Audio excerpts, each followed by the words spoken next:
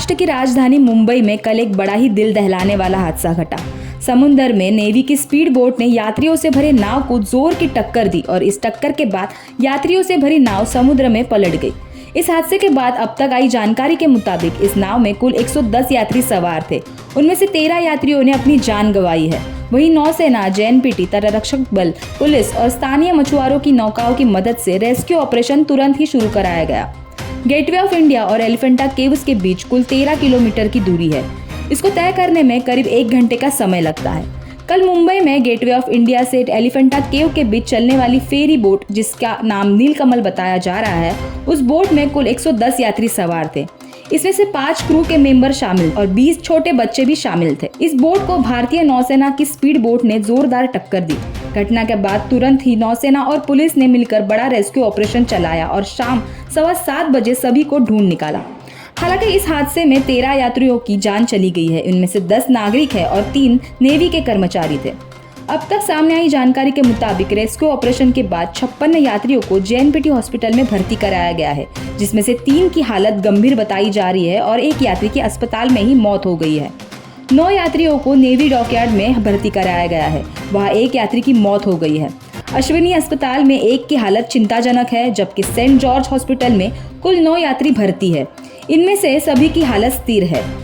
आधिकारिक बयान के अनुसार करांजा अस्पताल में 12 यात्रियों को भर्ती कराया गया है और वो सभी खतरे से बाहर है। हैदराबाद के रहने वाले 45 साल के गणेश भी इस नीलकमल नाव पर सवार थे। उन्होंने आंखों देखी घटना का वर्णन करते हुए बताया कि नौसेना की नाव अरब सागर में चक्कर लगा रही थी, जबकि हमारी नाव एलिफेंटा केव की ओर जा रही थी।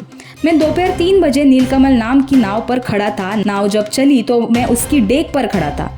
मैंने नौसेना की स्पीड बोट को अपनी नाव की तरफ तेजी से आते देखा तो मेरे दिमाग में एक पल के लिए ये विचार आया कि नौसेना की नाव हमारी बोट से टकरा सकती है और अगले ही कुछ सेकंड में ऐसा हादसा हो गया। जैसी ही स्पीड बोट हमारी नाव से टकराई, वैसे ही समुद्र का पानी हमारे नाव में आने लगा, जिसके बाद नाव के चालक ने यात्रियों से कहा कि वे लाइफ जैकेट पहन लें क्योंकि नाव पलटने वाली थी। हमने तुरंत ही लाइफ जैकेट पहन ली, ऊपर गए और समुद्र में कूद गए और 15 मिनट तैरने के बाद अन्य नावों की मदद से हम बच गए। गणेश के साथ और एक यात्री की प्रतिक्रिया सामने आई। उनके कहने के मुताबिक इस नीलकमल नाव में पर्याप्त लाइफ जैकेट नहीं थे। जब यात्री नौका पर चढ़े तो उन्हें लाइफ जैकेट पहनाना चाहिए था।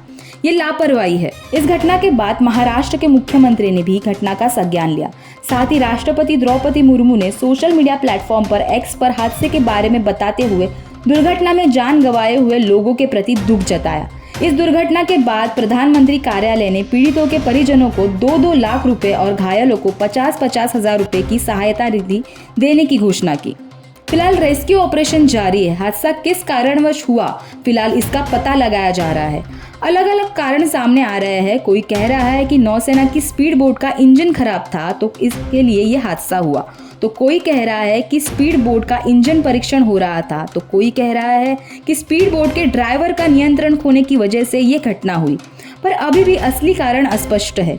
इस हादसे को लेकर नेवी ड्राइवर के खिलाफ एक्शन लेते हुए एफआईआर दर्ज की गई है। लेकिन आखिर में सवाल ये रह जाता है कि ये हादसा कैसे हुआ और ऐसे हादसे ना हो इसके लिए अब क्या कदम उठाए जाएंगे, ये देखना अब अहम होगा। फिलहाल आपको इस खबर के बारे में क्या लगता है, कमेंट कर जरूर बताइए और ऐसे ही वीडियोस के लिए जुड़े रहिए एमबी लाइव के साथ।